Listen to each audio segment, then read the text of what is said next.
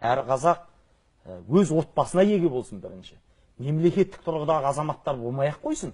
Бәрімізге ондай болу міндет емес. Әрқайсымыз өз отанымызға, өз қатын баламызға асып баратса әулетімізге еге болайық. Соған дұрыс нәрсені насихаттайық. Қазыбек бидің бір айтқан сөзі бар екен. Заманында 15 жасында Қоңтайшыға барып елші болып қазақты аманап қалған кісі ғой. Сол кісіні тағы да бір қалмақ шауыпты Қоңтайшы.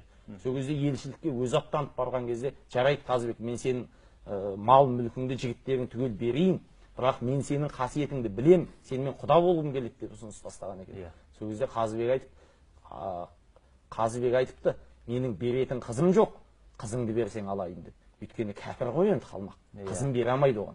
Қызын берсе елге келген соң бірдеңе қылып насихаттап мұсылман қылып алармыз деген ойы шығар бабамыздың. Сол кезде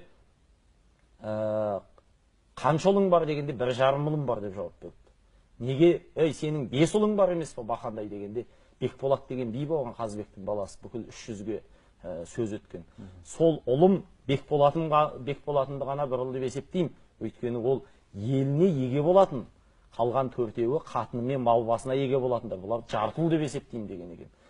Біз қазір сол Қазыбек атамыз айтқан жарты ұл бола алмай жүрміз.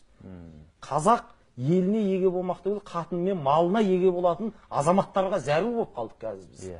Сондықтан ең болмағанда Қазыбек атамыз айтқан жарты азамат болып жүрсек, соның өзі бізге қазір жетістік болған заман болды.